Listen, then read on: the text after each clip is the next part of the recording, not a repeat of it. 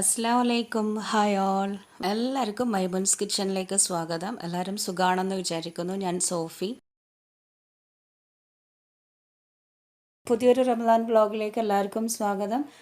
ഇന്നത്തെ നോമ്പ് തുറക്ക് അങ്ങനെ പ്രത്യേകിച്ച് ഒരു എണ്ണ പലഹാരമൊന്നുമില്ല, ചായക്കടിയൊന്നും ഉണ്ടാക്കിയിട്ടില്ല. മെയിനായിട്ട് ഉണ്ടാക്കിയത് നൂഡിൽസ് സൂപ്പാണ്. പിന്നെ നാസ്തക്ക് വേണ്ടിയിട്ട് പൊറോട്ടയും ബീഫ് കറിയും, അതുപോലെ തന്നെ നല്ല അടിപൊളി ചോക്കോ ചിപ്പ് ഷേക്കാണ് ഉണ്ടാക്കിയത് ഡ്രിങ്കായിട്ട്. ഇന്ന് കുറച്ച് ബീഫ് കിട്ടിയപ്പം ബീഫ് കറി ഉണ്ടാക്കാമെന്ന് വിചാരിച്ചു. അങ്ങനെ ബീഫ് കറീൻ്റെ കൂടെ നല്ലൊരു കോമ്പിനേഷൻ എപ്പോഴും പൊറോട്ട തന്നെയാണ്. അന്നേരം പിന്നെ എന്തായാലും പൊറോട്ട തന്നെ അങ്ങനെ ഫിക്സ് ചെയ്തു. അപ്പം ബീഫ് കറിയും പൊറോട്ടയുമാണ് നാസ്ത. അപ്പം ഞാനിപ്പോൾ ഇവിടെ 1/2 കിലോ മൈദയാണ് എടുത്തത്. അതിലേക്ക് ആവശ്യത്തിനുള്ള ഉപ്പിട്ടൊന്നങ്ങ് മിക്സാക്കി എടുത്തിട്ടുണ്ട്. ഇനി ഇതിലേക്ക് ഒരു മുട്ട പൊട്ടിച്ചങ്ങ് ഒഴിച്ചു കൊടുക്കാം. എന്നിട്ട് നന്നായിട്ടൊന്ന് ആ മുട്ട ഈ മൈദയുമായിട്ടൊന്നങ്ങ് തിരുമ്മി കുഴച്ചെടുക്കണം. ഒന്ന് മിക്സാക്കിയതിന് ശേഷം പിന്നെ കുറച്ച് കുറച്ച് വെള്ളം ഇട്ടിട്ട് കുഴച്ചെടുക്കാം. ഇതിലേക്ക് ഇപ്പോൾ ഓയിൽ ഒഴിച്ചു കൊടുക്കണ്ട, നന്നായിട്ട് കുഴച്ചതിന് ശേഷം മാത്രമേ ഓയിൽ ഒഴിച്ചു കൊടുക്കണ്ടൂ. പിന്നെ അതുപോലെ ചിലർ ഈ മാവിലേക്ക് കുറച്ച് പഞ്ചസാരയൊക്കെ ഇട്ട് കൊടുക്കും. നമ്മൾ അങ്ങനെ പഞ്ചസാരയൊന്നും ഇടാണ്ടാണ് കുഴച്ചെടുക്കാറ്. നല്ല മുരിഞ്ഞിട്ട് കിട്ടാൻ വേണ്ടിയിട്ടാണ് പഞ്ചസാര ചേർത്ത് കൊടുക്കുന്നത്. അല്ലാണ്ട് തന്നെ നല്ല കളറും നല്ല ടേസ്റ്റും ഒക്കെ കിട്ടും മുട്ട ചേർത്ത് കഴിഞ്ഞാൽ. അപ്പം പഞ്ചസാര ഒഴിവാക്കിയിട്ട് ഇതേപോലെ മുട്ട ഇട്ടിട്ട് ഒന്ന് കുഴച്ച് നോക്ക്, നല്ല അടിപൊളിയായിരിക്കും. ഇനി കുറച്ച് കുറച്ച് വെള്ളം ഒഴിച്ചിട്ട് നന്നായിട്ട് അങ്ങ് കുഴച്ചെടുക്കുക. ഒരുപാട് ലൂസും ആവരുത്, എന്നാൽ ചപ്പാത്തീൻ്റെ പോലെ നല്ല ടൈറ്റും ആവരുത്. ചപ്പാത്തീനെക്കാട്ടിലും കുറച്ചും കൂടെ ലൂസായിട്ട് വേണം നമ്മൾ മാവ് കുഴച്ചെടുക്കാൻ. അങ്ങനെ മാവിപ്പം കുഴച്ചെടുത്ത് വെച്ചിട്ടുണ്ട്. ഇനിയാണ് ഓയിൽ ഇട്ടിട്ട് കുഴച്ചെടുക്കേണ്ടത്. അപ്പം ഞാനിപ്പോൾ ഒരു 3-4 ടേബിൾ സ്പൂണോളം ഓയിൽ ഇതിൻ്റെ മുകളിൽ അങ്ങ് ഇട്ട് കൊടുത്തിട്ടുണ്ട്. എന്നിട്ട് നന്നായിട്ട് അങ്ങ് ഉരുട്ടി കുഴച്ചെടുക്കണം. ഓയിൽ ഒഴിച്ചതിന് ശേഷം പിന്നെ ഒന്നുകൂടെ നന്നായിട്ട് അങ്ങ് കുഴച്ചെടുക്കണം. എന്നിട്ട് 1-2 മണിക്കൂർ റെസ്റ്റ് ചെയ്യാൻ വെച്ചിട്ട് വീണ്ടും ഒന്ന് കുഴച്ചെടുത്ത് കഴിഞ്ഞാൽ നല്ല സോഫ്റ്റ് ആയിട്ടുള്ള മാവ് കിട്ടും. ഇങ്ങനെ ഓയിലിട്ട് കുഴച്ചതിന് ശേഷം വീണ്ടും ഒന്ന് ഓയിൽ അവിടെ ഒക്കെ ഒന്ന് സ്പ്രെഡ് ചെയ്ത് കൊടുത്തിട്ട് അടച്ചിട്ട് 1-2 മണിക്കൂർ വെക്കുക. അതിന് ശേഷം നമുക്ക് ബോളാക്കിയെടുക്കാം. അപ്പോൾ ഇന്ന് സാധനങ്ങളൊക്കെ കൊണ്ടുത്തരുന്ന ആൾ കുറച്ച് മീനും കൂടെ കൊണ്ടുവന്നു. ചരുവാണ് കൊണ്ടുവന്നത്, ഈ മാന്തയും ചെമ്മീനും ഒക്കെ ഉള്ളത്. അപ്പം ചെമ്മീൻ വേറെ തന്നെ ക്ലീൻ ചെയ്ത് വെച്ചിട്ടുണ്ട്, വേറെ എന്തെങ്കിലുമൊക്കെ ഉണ്ടാക്കാം. മാന്ത നമുക്കിന്ന് വരട്ടിയെടുക്കാം, മുളകിടാമെന്ന് വിചാരിച്ചു. അപ്പോൾ കുറേ ദിവസമായിട്ട് മീനൊന്നും കിട്ടുന്നില്ല. അന്നേരം പിന്നെ കിട്ടിയത് നന്നായിട്ട് അങ്ങ് വരട്ടിയെടുക്കാമെന്ന് വിചാരിച്ചു. വരട്ടിയതിൻ്റെ 1-2 റെസിപ്പീസ്, മുളകിട്ടതിൻ്റെ 1-2 വീഡിയോസ് ഞാൻ കാണിച്ചിട്ടുണ്ട്. എന്നാലും ഇതിൽ ഞാൻ ഈ ഒരു മാന്ത മുളകിടുന്നത് എന്തായാലും കാണിക്കും. അപ്പോൾ ചട്ടി ഞാനിപ്പോൾ അടുപ്പിൽ വെച്ചിട്ടുണ്ട്. നന്നായി ചൂടായി വന്നപ്പോൾ അതിലേക്ക് കുറച്ച് ഓയിൽ ഇട്ട് കൊടുത്തിട്ടുണ്ട്. സാധാ സൺഫ്ലവർ ഓയിലാണ് ഞാനിതിലെടുത്തത്. ഓയിൽ നന്നായി ചൂടായി വന്നപ്പം ഞാനിതിലേക്ക് കുറച്ച് ഉലുവയും കടുകും ഇട്ടിട്ട് നന്നായി പൊട്ടിച്ചിട്ടുണ്ട്. ചെറിയ ചെറിയ മീനൊക്കെ ആവുമ്പം, ഈ മാന്തൽ അതുപോലെ നെത്തോലി വേളൂരിയൊക്കെ ആവുമ്പം കടുകും കൂടെ ഇട്ട് പൊട്ടിച്ച് കഴിഞ്ഞാൽ നല്ല ടേസ്റ്റ് ആയിരിക്കും ആ കറി കൂട്ടാൻ.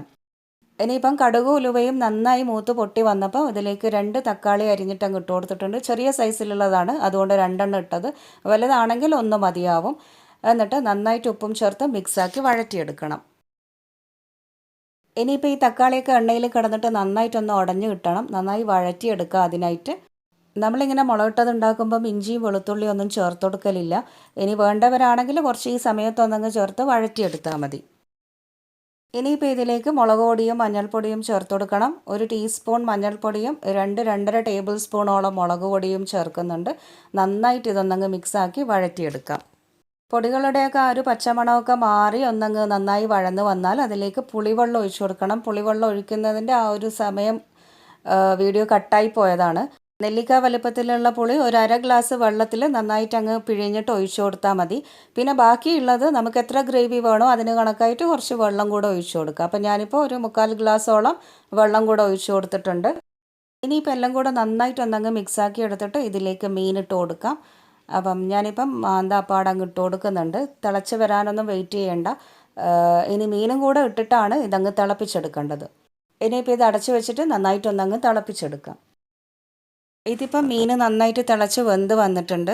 നമ്മളിവിടെയൊക്കെ മീൻ മുളകിട്ടത് എന്ന് പറയുന്നത് ഇമ്പോർട്ടൻ്റ് ആയിട്ട് നിർബന്ധമായിട്ടുള്ള ഒരു കാര്യമാണ്. ചിലർക്കൊന്നും അത്ര നിർബന്ധമൊന്നും ഇല്ലയെന്ന് തോന്നുന്നു. തേങ്ങ അരച്ചതാണ് അവരുടെ മെയിൻ, നമുക്ക് മുളകിട്ടതാണ് നമ്മുടെ മെയിൻ. അപ്പോൾ ഇതിപ്പോൾ നന്നായിട്ട് അങ്ങ് തിളച്ച് വന്നിട്ടുണ്ട്. മൂടി തുറന്നിട്ട് ഞാനിപ്പോൾ ഇതിലേക്ക് ഫൈനലി ഇട്ട് കൊടുക്കുന്നത് 1/4 മുറിയോളം സവാള അരിഞ്ഞതും കുറച്ച് കറിവേപ്പിലയും 1-2 പച്ചമുളക് നീളത്തിൽ കീറിയിട്ടതും ഇട്ട് കൊടുത്തിട്ടുണ്ട്. പിന്നെ ഇതിൻ്റെ മുകളിലായിട്ട് കുറച്ച് പച്ച വെളിച്ചെണ്ണ ഒഴിച്ച് കൊടുത്തിട്ട് അടച്ച് വെച്ച് കഴിഞ്ഞാൽ നമ്മുടെ കറി അസൽ ടേസ്റ്റ് ആയിരിക്കും. മുളകിട്ടത് റെഡി ആയിട്ടുണ്ട്. ഇനി അടച്ച് വെച്ചിട്ടൊരു 10-15 മിനിറ്റ് കഴിഞ്ഞിട്ട് എടുത്താൽ നല്ല ടേസ്റ്റ് ആയിരിക്കും. അപ്പോൾ ഇനിയിപ്പം നൂഡിൽസ് സൂപ്പ് ഉണ്ടാക്കണം. അതിനായിട്ട് ആദ്യം ചിക്കൻ ഒന്ന് വേവിച്ച് സൂപ്പാക്കി എടുക്കണം. അതിനായിട്ട് ഞാനിപ്പം ചിക്കൻ കുറച്ചെടുത്തിട്ടുണ്ട്. എല്ലാം കൊട്ടോട് കൂടിയിട്ടുള്ള ചിക്കനാണ് എടുത്തത്. അത് നമുക്ക് പിന്നെ വെന്ത് കഴിഞ്ഞാൽ എല്ലാം അങ്ങ് എടുത്ത് മാറ്റിയേക്കാം. ഒരു കുക്കറിലേക്ക് ഞാനിപ്പം ചിക്കൻ ഇട്ട് കൊടുത്തിട്ടുണ്ട്. അതിലേക്ക് കുറച്ച് ഇഞ്ചിയും വെളുത്തുള്ളിയും പച്ചമുളകും സവാളയും ഇട്ട് കൊടുത്തിട്ടുണ്ട്.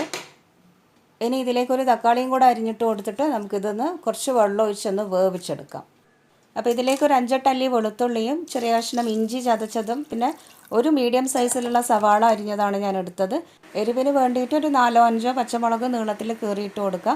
പിന്നെ ഇതിലേക്ക് എന്തായാലും സൂപ്പാണല്ലോ, കുറച്ചും കൂടെ വെള്ളം വേണം. അപ്പോൾ ഒരു 2-2.5 ഗ്ലാസ്സോളം വെള്ളം ഒഴിച്ച് കൊടുക്കണം. എന്നിട്ട് ആവശ്യത്തിനുള്ള ഉപ്പും കുറച്ച് ഗരം മസാലയും ഇട്ടിട്ട് നന്നായിട്ടങ്ങ് വേവിച്ചെടുക്കാം.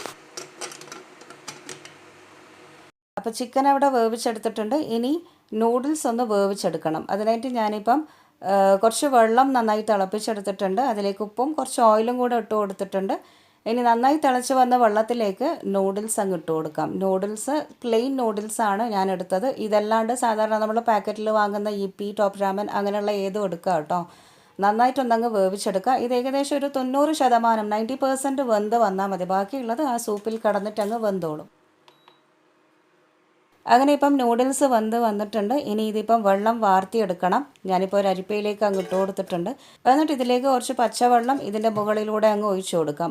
ഇങ്ങനെ ചൂടിൽ കിടക്കുമ്പം ബാക്കി അങ്ങ് വെന്ത് പോകും. അപ്പോൾ അങ്ങനെ വേവാതിരിക്കാൻ വേണ്ടിയിട്ടാണ് പിന്നെ കുറച്ച് വെള്ളം ഒഴിച്ചു കൊടുക്കുന്നത്, പച്ചവെള്ളം ഒഴിച്ചു കൊടുക്കുന്നത്. അപ്പം നമ്മുടെ നൂഡിൽസ് ഇപ്പം റെഡി ആയിട്ടുണ്ട്. നല്ല വിട്ട് തന്നെ നിൽക്കുന്നുണ്ട്, ഓയിലൊക്കെ ഒഴിച്ചത് കൊണ്ട് തന്നെ. ഇനിയിപ്പോൾ ഇത് ചൂടാറിയിട്ട് നമുക്ക് സൂപ്പ് ഉണ്ടാക്കാം. അപ്പോൾ പൊറോട്ട ചുരുട്ടിയെടുക്കാനുള്ള പണി ഇതവിടെ തുടങ്ങിയിട്ടുണ്ട്. കൈകൊണ്ട് തന്നെ നീളത്തിൽ അങ്ങ് നേർമയാക്കി പരത്തിയെടുത്തിട്ട് കത്തി കൊണ്ടോ അല്ലെങ്കിൽ ഇതേപോലെ കട്ടർ യൂസ് ചെയ്തിട്ടോ കട്ട് ചെയ്തെടുക്കുക നീളത്തിൽ.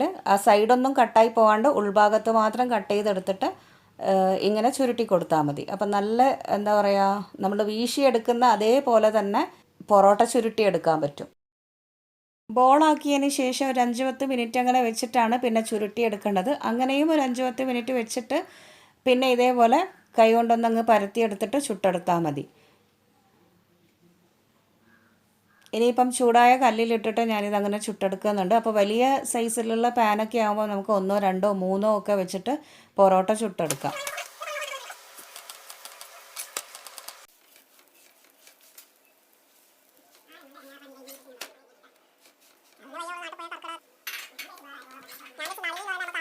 രണ്ടും മൂന്നും ഒരുമിച്ച് വെച്ചിട്ട് അങ്ങനെ ചുട്ടെടുക്കുമ്പോൾ പെട്ടെന്ന് പണി തീരും.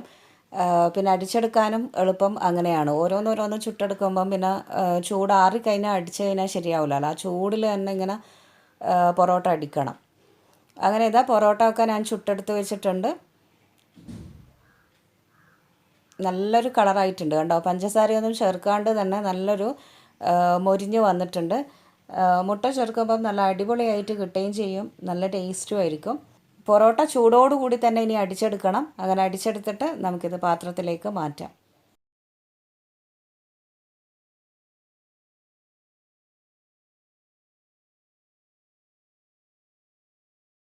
അപ്പോൾ ഇനിയിപ്പം നൂഡിൽസ് സൂപ്പാണ് ഉണ്ടാക്കേണ്ടത്. അപ്പം എന്തായാലും ഇതൊക്കെ ചൂടോടുകൂടി കുടിക്കേണ്ട ഒരു സാധനമാണല്ലോ. അപ്പോൾ അതുകൊണ്ട് ബാങ്ക് കൊടുക്കുന്നതിൻ്റെയൊക്കെ കുറച്ച് മുമ്പ് ഉണ്ടാക്കിയാൽ മതി. ഒരു അരമണിക്കൂർ മുമ്പാണ് ഇതിപ്പോൾ ഉണ്ടാക്കാൻ തുടങ്ങിയത്.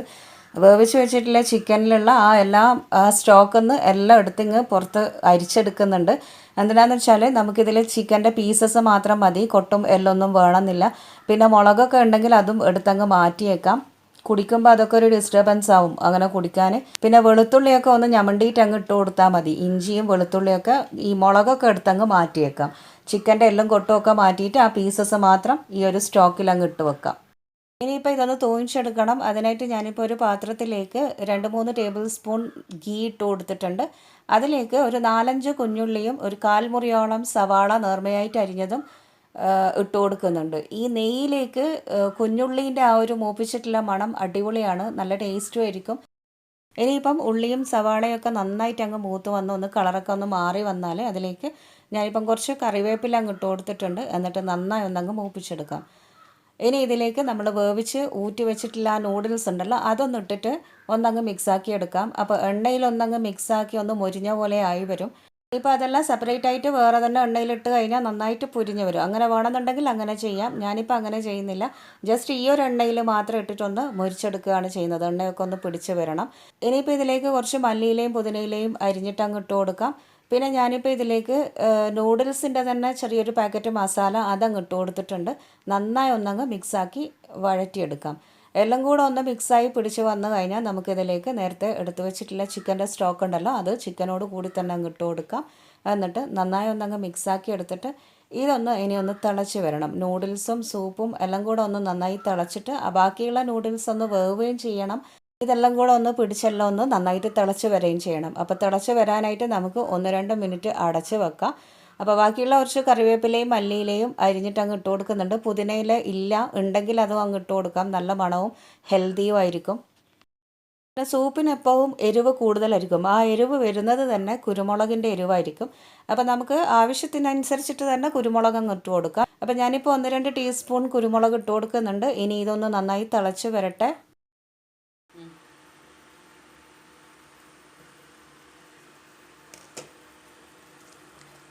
അങ്ങനെ ഇതിപ്പം നന്നായിട്ട് തിളച്ച് വന്നിട്ടുണ്ട്. നൂഡിൽസൊക്കെ വെന്ത് വന്നിട്ടുണ്ട്. നല്ല മണമൊക്കെ ഉണ്ട്.